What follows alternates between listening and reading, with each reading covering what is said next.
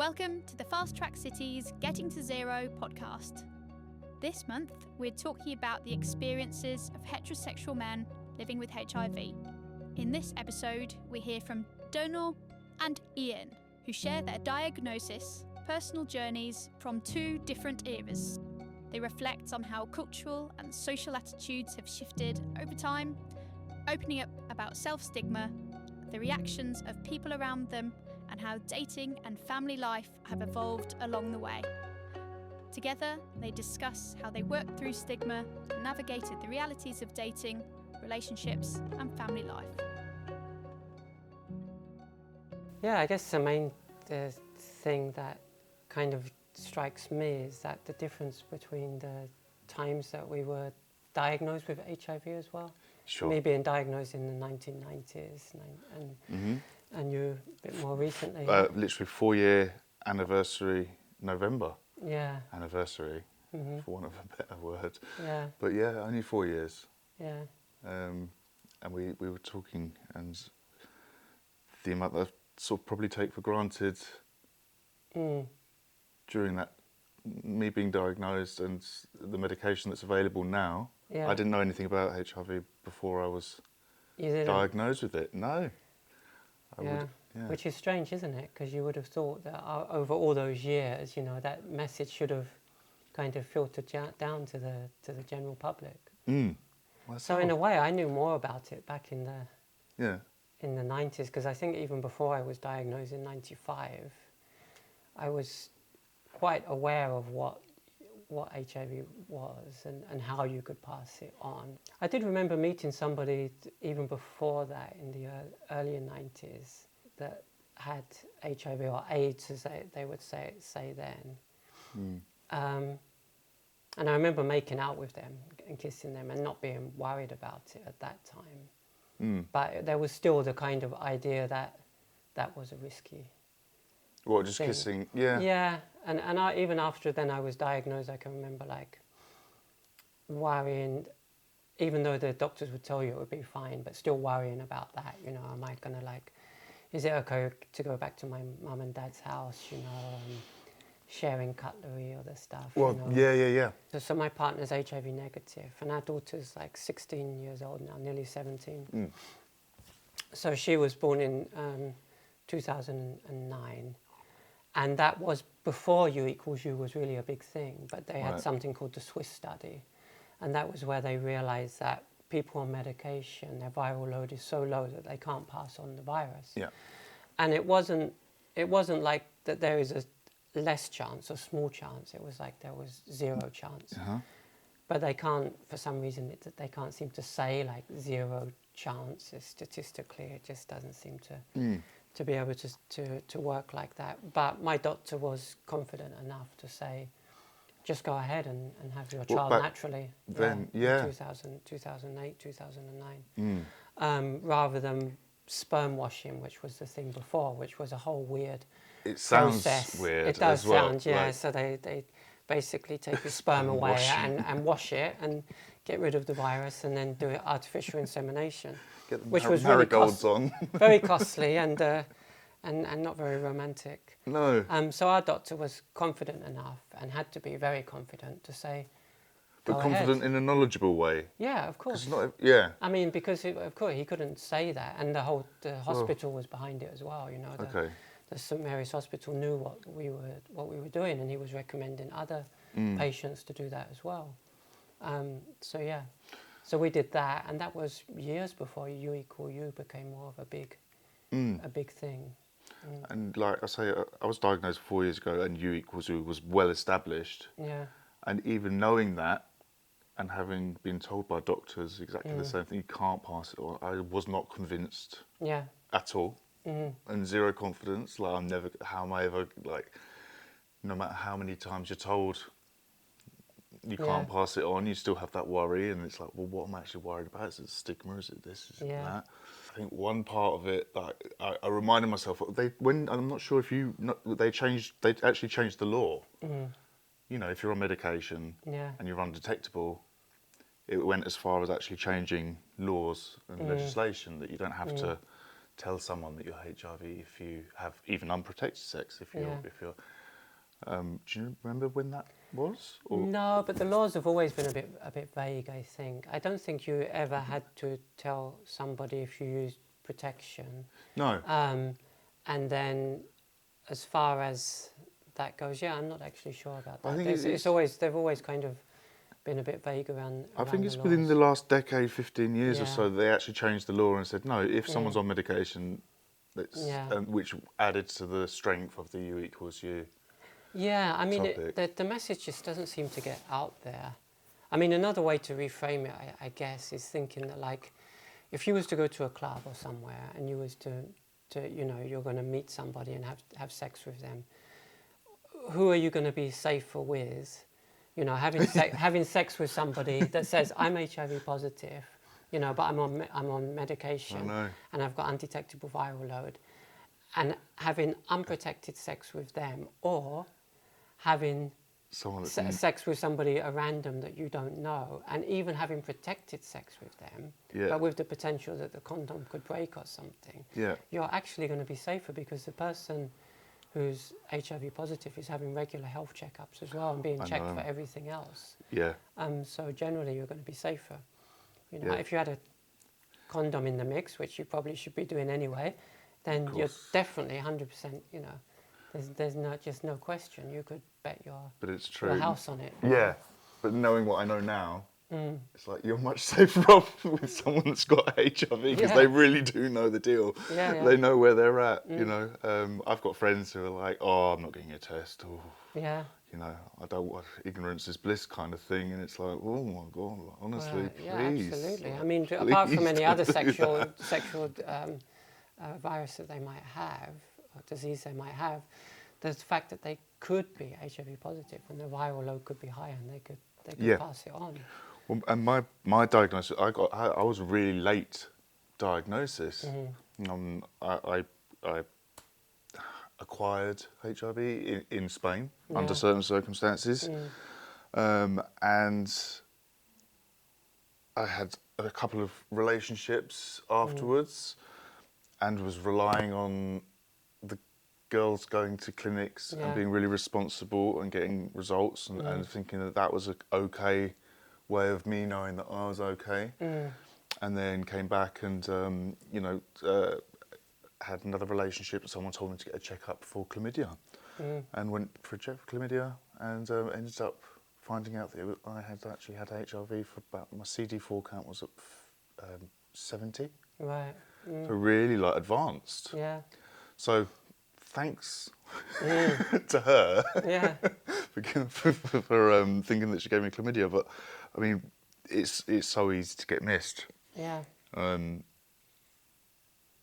even the test kits. It's a bit off piste of what we're here to talk about. But you can pee and send it off. But just taking the blood samples, I'm not sure if you've seen the new kits. No, I haven't. Back in the day, it was a brutal procedure, going to the clinic, right? But now you can pee into a bottle and there's a little pinprick thing to take blood, but it's very hard. But if you don't do that, then you don't know. I didn't know much about HIV until I was diagnosed. I think the barrier isn't just about HIV and the knowledge around it, it's general sexual health as well. And getting tested. And that's where I've been, like I say, in a fairly recent journey of 4 years, I've learned so much, and it's really surprising who knows what. Like I said, I was a bit ignorant until I found out myself. And then I had self-stigma, but then started to share, and it was the most unlikely people that would know more about HIV than I would ever have imagined. My little cousin Joe, who's like, oh, well, you're on medication? Right, well, you're okay then? Yeah. What's the big deal kind of thing? And I'm like, I've been stressing out for 2 years over this, and I've just been able to tell you. I do find the younger generation seem to be more quite clued up about this. Yeah. When I, shared recently with my daughter, she was just like, oh, that's, Dad, you scared me. I thought you were going to tell me it was something serious, because I said I had something to tell her. She's like, oh, God, you scared me. Why'd you say that? Oh, it's HIV. That's all right. Did you nearly say? I thought you were going to say it was something serious. Yeah. So, I mean, Amazing. that's really changed. And, you know, when I go to college and talk with younger people, they're generally, they can't even see it as an issue. Like, I'm trying to share it as, like, my big secret and my big thing. And for them, it's like, it's not like a big thing. It's like, okay, you know, that's nothing, get over it. But it still is a big thing, isn't it? For some people, and it's relevant. The way they react to it, like your friends, for example, or other people that would react in a way that does make you feel like it's a big thing. And my friends and family and support-wise, I've been really lucky and really good. I just aware of other communities and people that don't have as much luck. But it was the self-stigma of assuming that people were going to be negative towards me, and then actually just taking a bit of a leap of faith and telling people, I'm like, So I've got, you know, little cousin Joe, but also a friend that I've known. He's pushing 60 now. I told him, and he was like, yeah. And he knew more than I did as well. And it's like, no, he said, no, my mum was a nurse, and the partner that she had died of HIV before she met my dad. And I'm like, all of a sudden, so educated. I'm like, wow. So it's the self-stigma. You can make a lot of assumptions about what other people are gonna. Yeah, and I guess that's part of it. And then there is the actual stigma that's out there in certain communities as well that can be very strong. I mean, you know, as we do a lot of casework, we can see that there are, you know, when somebody can be, you know, is newly diagnosed, they can be absolutely terrified. I mean, and I've even met people that have been diagnosed for years, you know, 5, 10, 15 years, that have not told anybody, because they're convinced that if their neighbours find out, they're going to get their windows smashed, or they're going to get thrown out of their house, or harassed in some way. And it's very difficult to convince them otherwise. And part of that really is self-stigma, but then part of it is that, especially in certain communities, the stigma is still very, very high. I was going to say, it's a really fine line and a fine balance, because, for me, self-stigma was the biggest danger of HIV. But for other people, genuinely, I haven't had to live that. But they could be at risk by telling other people or having other people understand that they... Yeah. I guess it's like that one person that says, you know, something like really mean or really ignorant kind of cancels out all of the, you know, the 10 or 50 other people that totally are accepting. It's just that one person seems to really stand out, don't they? Make a lot of noise. They do, but then in my experience, like, so slowly disclosing to people, just because I decided, right, I don't want to deal with this self-stigma. You know, I'd be just so much in my own head. Tested out with a few people and realised that actually it was self-stigma in my world. You know, my people around me. You said disclosing. I know, so you're not allowed to say disclosure anymore. I know, yeah. But telling other people and realising that it was more self-stigma. So the when it comes to things like dating and also some friends, I've only had 1 or 2 bad experiences, and that could obviously really kind of throw you off. The only thing that's really ever threatened my life with HIV was the self-stigma.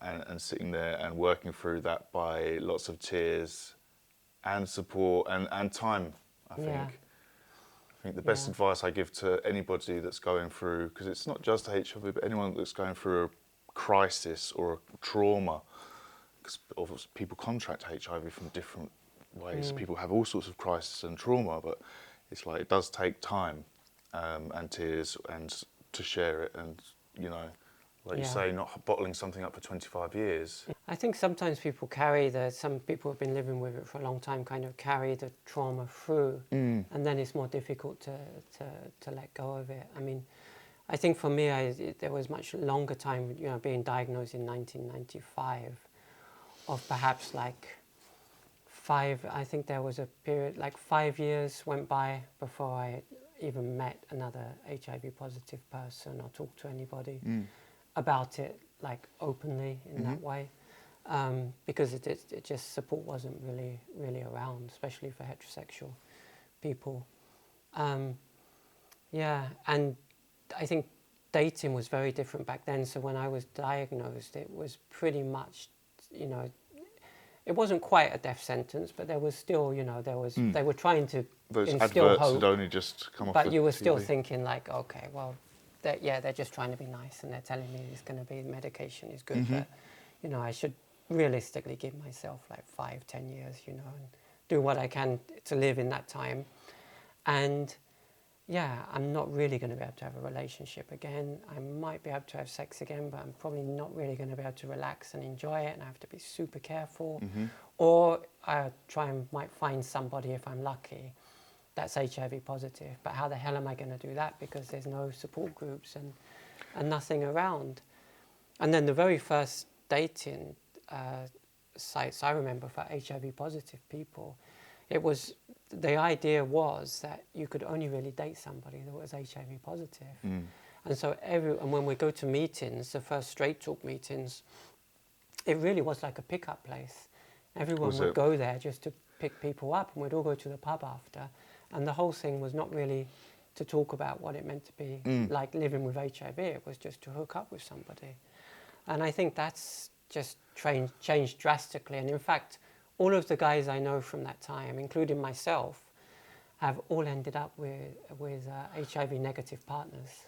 But you say that every single thing that you've just said there does describe the last 2.5, 3 years, right, of, okay. like, literally, And that it doesn't mean that the world hasn't changed around it, but literally what you just, like, I've kind of gone through that in my own head, whether it was necessary or not, probably not, having people like, reassure me and support me. But, will I ever have a relationship again? Will I ever have sex again? Will I ever enjoy sex again?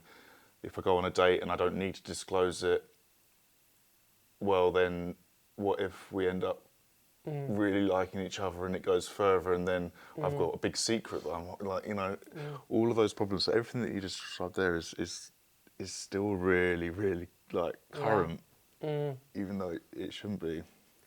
Yeah, and I guess this comes back to the you equals you type of message, is how to get that across, that like how kind of strong and solid that message is, that you equals you, that, undetectable viral load means untransmissible, not like a small chance, or not like, there's a low risk, that there's no risk. It's as close to no risk as anything could be. And it's very categoric. And I think one of the things that helped me, between what you've described, that I've said I felt the same way even more recently, it was a learning to live with HIV workshop that I went to. And I was nervous, didn't really want to go, but knew it was something that I had to do, so I went. And so glad it literally, in the space of 2 days, kind of just changed my whole outlook. Because for one, I was the only heterosexual man in the room. 50% of people there were heterosexual, but they were women. I think there was one other white woman, lots of African women, and then gay community. But there was so much in common discussed, despite of any gender or sexualities, and that was so useful. But there was one lady talking about you equals you, and she said it in such a way that it was quite sexual, and it was quite funny, and even some of the other hosts of the event were like, slow down, but I needed to hear it, because she was like, go, like, you equals you means you cannot pass it on. And I was like, oh, it's actually real. Like, and it took, after being told that for 2 years by doctors and reading bits and pieces online, but actually meeting people that are like, no, it does mean that. But it's just really hard to get that message across, which creates the stigma, the self-stigma and the outside stigma, which stops people getting tested, because they're still thinking like, I'd rather not know, I don't want to know. Yeah, as if, as if that's going to keep them safe. Because once you know, as it used to be, okay, now I can't, I've got to be really careful, life's not the same. And really, life should be the same. But yeah.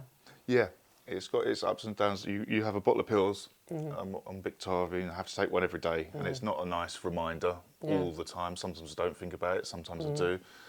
But at the same time, every 6 months or 12 months, I go to the doctors and get a full checkup. Yeah. And I'm the healthiest person that any girl could meet.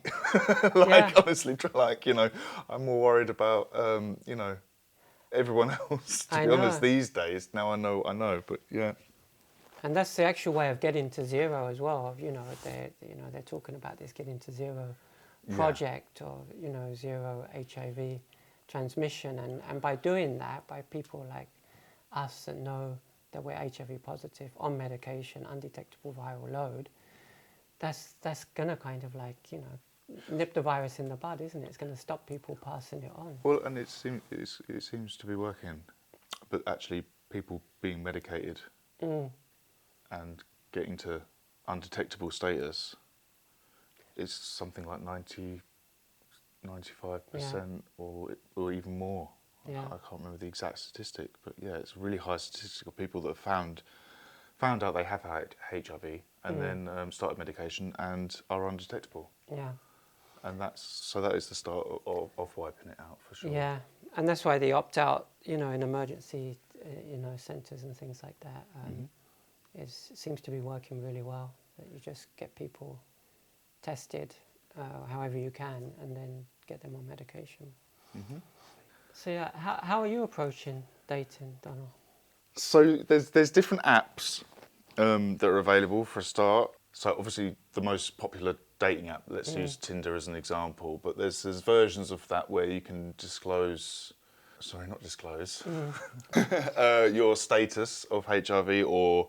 So the reason we don't say disclose, or we're not supposed to say disclose, and I didn't, I thought, this is just language police at first, but I do think it's really important, is because disclose has a legal connotation to it. Yeah. So when we say we disclose something, it sounds like that we have to do it, and there's a legal... I don't disagree with it. It's just getting used to it. But I guess on a dating app, that's a little bit more relevant. So obviously the most popular dating app, let's use Tinder as an example. And I thought I'd just take, because I've been thinking about this, all of what we're discussing now, I've been thinking about quite recently, and I don't want to be 10 years or 25 years in a hole. And so let me go on to Tinder, a couple of matches, and you have the usual conversations, which is, hi, how are you, blah, blah, blah. And then it comes down to what you do for work. Yeah. And because I've started a new job as a peer support worker, I'm like, well, I'm working, in sexual health clinics, and I'm talking about HIV, and sort of like slowly kind of feeling people. And then I've just said, actually, I'm working there because I am HIV positive. Yeah. And I've even written, I understand if you don't want to continue this conversation. And I mean, 2 out of 3 have just been like, no, I haven't got a problem with that. It's fine. Yeah. And I'm like, what?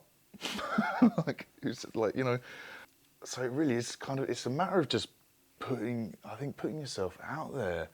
Yeah. And it's much easier for some than others. And I don't want to make it look easy, because it's not been an easy process whatsoever. But I think the self-stigma that we've talked about is really important, because you're making assumptions on what other people will think, or what they're open to understanding.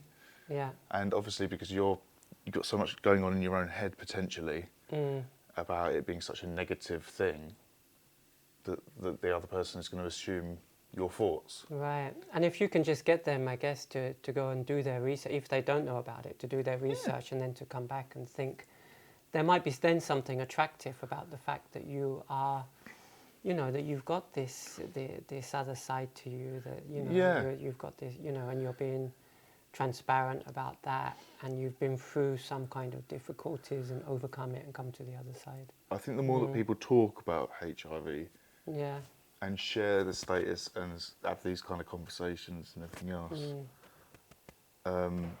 is going to be like really the real answer or the real cure, because it doesn't really matter if someone does or doesn't, but if they're on medication, like so,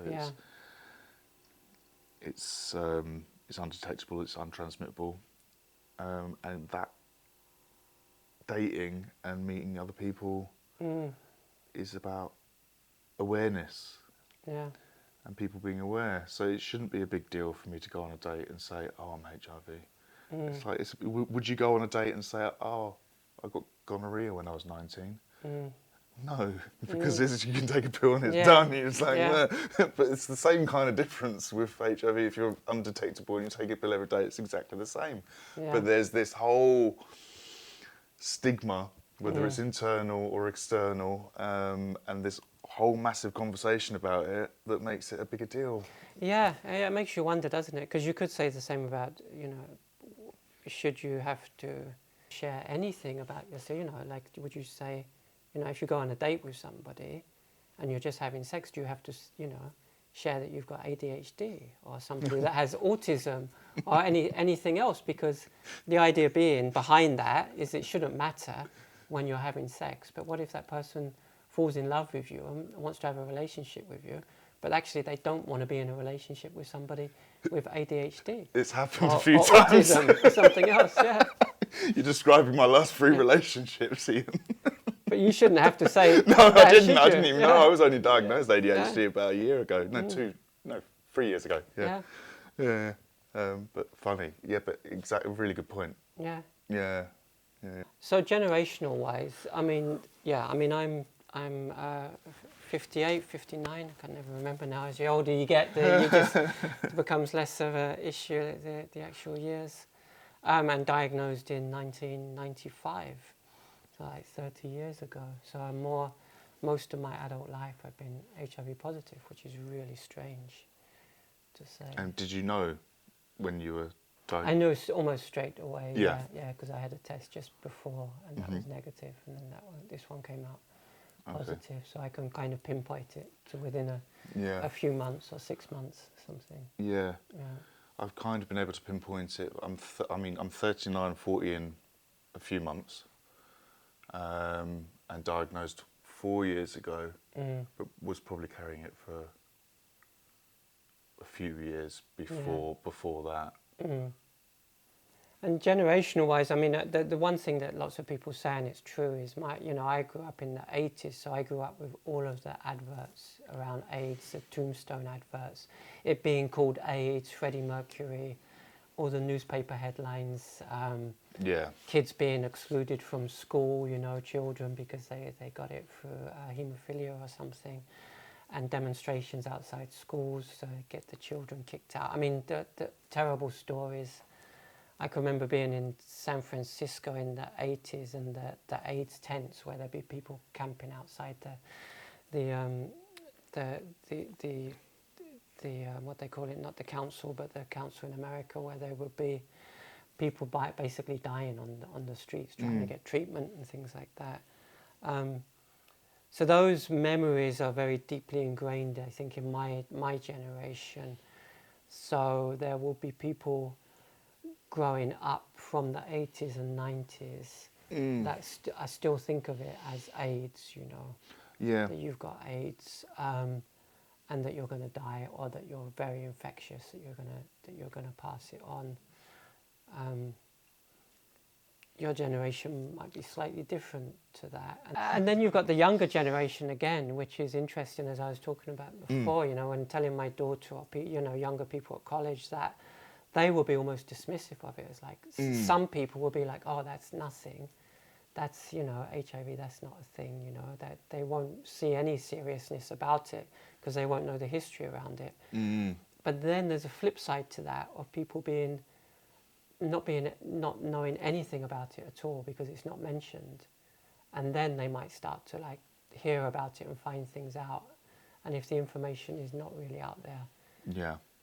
So when we've been given talks at universities, you get, it's kind of half in a way. You get people that are really don't know anything and they're really open about it. And then you've got other people that'll be like, oh, that's AIDS. Because they've just heard the stories from the past, or jokes about it or something, and then they'll be like, oh yeah, AIDS, oh no, that's AIDS, and they won't know anything about it. So you've got to kind of start afresh then in educating people. And you get your education from school, but also parents. Yeah. So we're talking about like the generational knowledge, but it's passed down as well. Yeah. So you'll have some parents that have got completely different views and attitudes that have taught their children something completely different, if anything.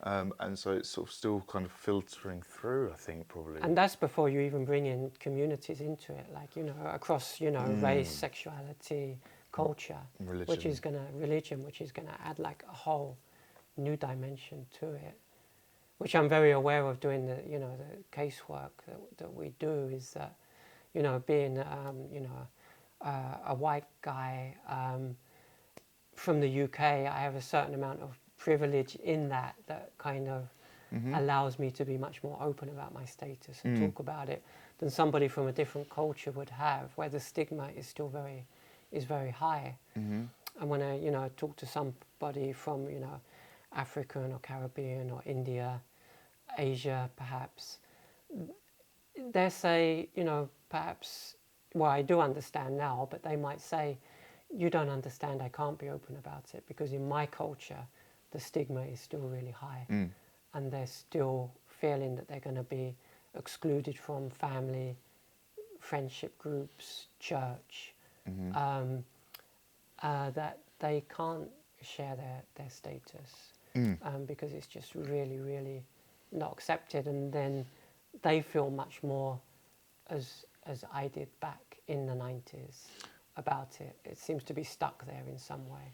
Yeah, it's definitely something that I want to remain really conscious of. Because like you say, there's certain parts that I do feel like I can bypass or overlook or make look easy. I don't, but like you say, culture and religion, there's people that travel 25 miles to go to a clinic because they don't want anyone to see them going into one that they might see cross the street and someone see, even if that's paranoia, if it's not, but it's real. It is, yeah. And it's not something that I've experienced, but... And another thing that we were talking about before, which I think is interesting, is how surprising it can be when you face that kind of level of stigma or acceptance. You're never really sure. Like I was saying, I grew up in Essex, and it was all, my friends were all working class, nobody had been to university. But when I shared my status, and that was even back in the 90s, people were incredibly accepting, incredibly, cool about it and open. I mean, I didn't really have hardly any bad responses, which really surprised me at the time. Yeah. And that was when there was very little, much less knowledge than there is about it now. And U equals U was not a thing. And there was still a lot of tabloid stories. Well, people were really open and really cool about it and accepting. And then other times I've been in, like, when in the wellness community or with yoga, when I was into yoga and stuff, I've had really negative experiences. And that was super surprising. Where you're thinking people are going to be all like love and light, and they're kind of like, oh, you've got HIV, I'm not sure you should be in a yoga sweating center. in our room. Yeah. So you never really know, and people have had negative experiences in the healthcare centre within the NHS even, which is still a big surprise to me. But it's definitely cross-generational, and the ignorance is it can come from almost anywhere. And almost for loads of different reasons, but I've been pleasantly surprised generally in my own experience of how lucky I've been to kind of not have as much negativity as I was assuming by sharing my status and dating, and that actually it was mostly up there, everyone's been really nice and kind, but I recently, from my own experiences, have just been overwhelmed with how positive reactions that I've had, and so many reactions were just like I say in my own head, And I've overshared in the past, or like we're talking about ADHD, and I've talked about things quite rapidly with people, and perhaps overshared, but it's never done me any damage, luckily. Yeah. But it has shown me that talking about things and spreading awareness as part of our work, and the more knowledgeable that people are, the better. So even if it's not a perfect conversation, then you're actually doing really, really good for somebody else and for other people. But yeah, definitely not to make the assumption that you're going to get a bad reaction. Yeah, absolutely. Because like 9 times out of 10, you're not. That's true, and it is. And it's like, whoa. It is 9 times out of 10, or even more. Yeah, it really is. Pretty much. Yeah. Yeah, in 30 years, I've had very, very few bad reactions, and they haven't even always been that bad, but they're just enough to kind of remember. But yeah. For example, in my situation, like, you know, I met the love of my life, and it was a woman I would have wanted to have been with anyway, regardless of HIV. So I wasn't having to settle for somebody that wanted to be with me. It was somebody that I would have wanted to be with anyway, you know.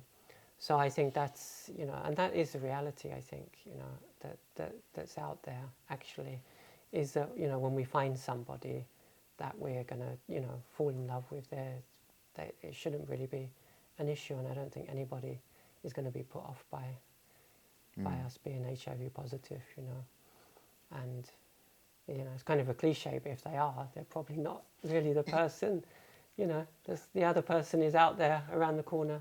I think that's a really good point as well. It's like, so sharing your status, it can be hard, and you're not sure which reaction to get, but also if you do get a negative reaction, it might be a bit, but you're better off having it. Yeah. And then you know that, well, that's, you know. Yeah. Move on, because there's plenty of people that won't be like that. Yeah, and the chance of getting that negative reaction is that, as we said, it's very small really anyway, isn't it? Very unlikely.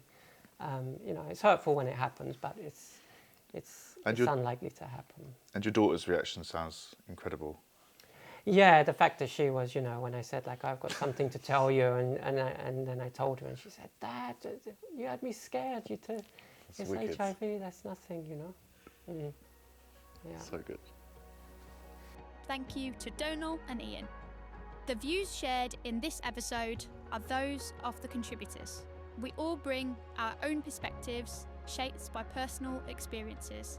When these conversations help to create a space for honest discussion, keep the conversation going, and to normalise the topic.